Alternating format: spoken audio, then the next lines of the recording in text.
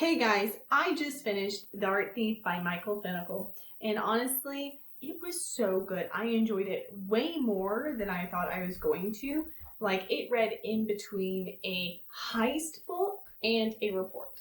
So, like, really well in the journalism sense of making it interesting enough without being too overbearing on the facts. It reminded me a lot of, like, whenever you're watching a really good documentary about how they layer in everything that just makes it so good in the sense of, like, you've got your facts, but then they also kind of dramatize it and it just kind of melts really well. That was this book.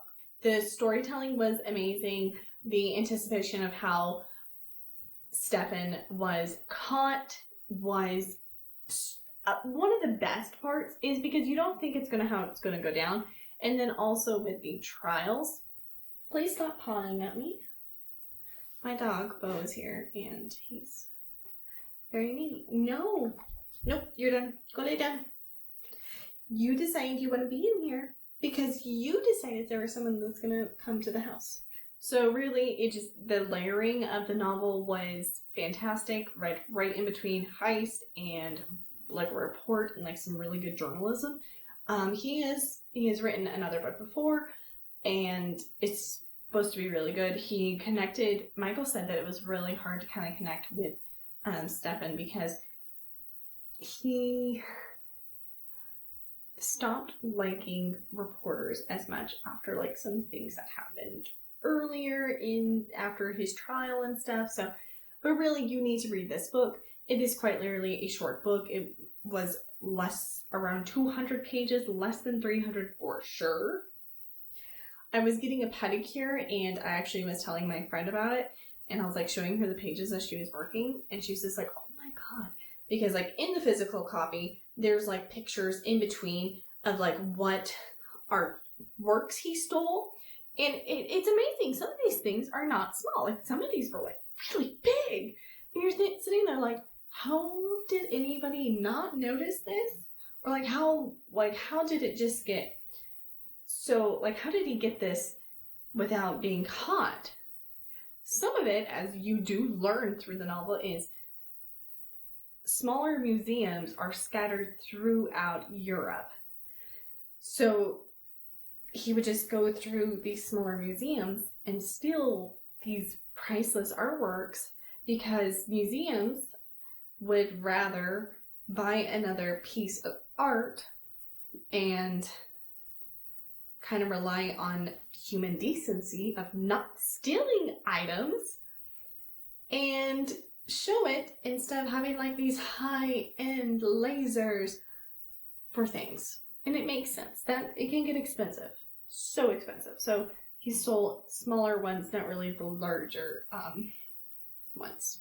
Museums, excuse me. Stéphane Breitwieser is one of the most prolific art thieves of our time. And it is a wild ride about how he gets it. He is somebody that is super overlooked. His career of thieving was particularly from 1995 to, like, 2001. That's actually a really long time for this kind of thieving, because guess what? He stole over 200 items. Like, some people suggest that it's closer, probably, like, between 3 and 4, but for sure about, like, 289 is what the number that was coming up. I think he actually probably would have stolen, like, he's stolen more, but just smaller items that are just super overlooked. Stéphane Breitwieser is somebody that was overlooked. He dressed modestly, but in a way that showed that he cared about how he looked, to just kind of meld into the crowd. He was between 24, 25 whenever he first started. So by the time that he was 30, he has stolen over billions of artwork. And it's just wild. Him and his girlfriend, Anne-Catherine Klingfos, would go to museums, and with the intention of just looking. They're just going for the weekend. They're enjoying just going to the museum. Then something would catch Stefan's eye, and he would be enthralled. So he would ask Anne, Catherine, for some confirmation and be like, hey, do we want to risk it? So Anne would act as lookout, and she would give the okay, and she would notify him if a guard was coming, there was another pedestrian, there was somebody in the art room, and there were sometimes they did these things broad daylight, with other people in the room. Sometimes they would just take it. Like, it was wild because it's not flashy. So we think of like the art heist movies is we're taking something from this area and we're taking it in a very flashy way. So that makes it very intriguing because it was very simple. He used a Swiss Army knife most of the time, either to undo the screws or even with the knife part, cutting the silicone on the plexiglass. And how did they get these out? Well, depending on the size, he usually wore a oversized coat, which was popular for that time. So it's not like he was dragging too much attention with like that's a really strong fashion choice. No, oversized coats were a part of it. Anne also carried a huge bag, and they would use that sometimes. It just kind of depended. There was a lot of times he just said he's like, yeah, I put it in the back of my coat, back of my waistband, wearing some looser trousers, looser coat, and he just would walk out. So how did they walk out? How would they get out of these places? Efficiently, but not quickly. They would talk to guards. They would talk to employees. They would talk to other, comment on things. They did all things that people would do that aren't stealing art. That was their plan. Is like, you just act like a normal human being walking out of there. And they would go back. It wasn't like, they only would hit one each time. They sometimes stole repeatedly from museums, getting different things and just amassing their collection. He averaged a heist every 15 days with how much stuff he stolen, how long it was. Every 15 days. About every 2 weeks, they were stealing something. At least one thing, if not multiple things. There was sometimes they said, it's like, yeah, we walked out there with 5 or 6 pieces. And it's like, wow, that's a lot of things. It's just wild about how it all went down of him amassing this collection and what happened whenever he was found out, because that's he was they were found out about what happened. So you must be thinking he must have had this beautiful home with this collection, and he was able to just amaze this and display it all throughout his house. No, him and Anne lived with his mother in her attic during this time.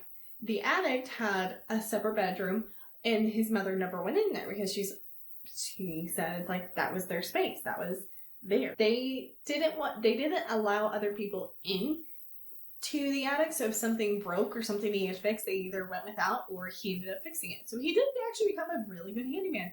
The downside is that also it helped his skills as a thief. So you're thinking, okay, he must have found a really good job or at least a decent steady job to go to all these different places. Not really. He worked intermittently, is the nicest way to say it. Is he just worked sometimes. He worked mainly as a waiter pretty frequently. He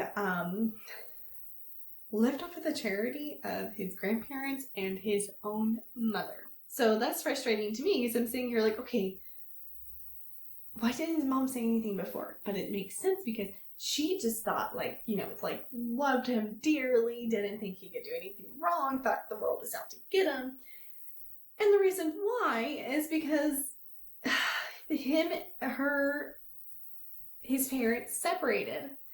But I mean, there's so many of us that have separated parents that don't turn to art thievery to do that. But it's very interesting also in the psychology. It does get into the psychology of it And it just makes it so much more interesting and very captivating. So Anne did have a job outside that was pretty steady, but she worked at a hospital and she was like a nurse's aide, making around $1,500 or so USD at that time. So that's still not like a ton of money. So how'd they get the items there? So like we already discussed, like his mom just kind of brushed off anything.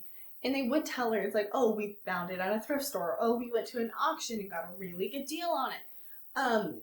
Salvage areas they found on the side of the road, stuff like that, which is like, okay, some of those seem like a stretch, but enough to make it plausible. And that's really what they needed, was something just plausible enough to make her be kind of to have some deniability, is really what she needed. So, did she believe it? Yes and no, because she's not a complete idiot. And there is actual evidence, film and stuff, that showed her kind of trying to brush some things off. Like, you'll have to definitely read it because it is so good. It's so short. I enjoyed it way more than I thought I was going to. Stephane's relationship with his mother was very, how do I say this? Manipulative, because he kind of does play on to the whole thing of like he is a hurt little puppy dog and she needs to help take care of him. And his relationship with Anne, I think, is very interesting because Anne goes along with it. She gets this thrill in my mind. And that's okay until like you get towards the end and you're seeing like him kind of downward spiraling. She wants to get out of it. In my brain, this is like what I kind of felt. But you just kind of see this is like not going to end well for anyone. Is this a heist book? Yes and no. Because we go into the psychology of what's happening to him. So is he just a kleptomaniac? Or is there actually something to do more with the trauma that was involved and stuff like that? It's a little bit. But you don't really get into it. You do have to draw like some of your own conclusions. I really just think he's kind of a kleptomaniac with like a penchant for really fine art. Totally fine.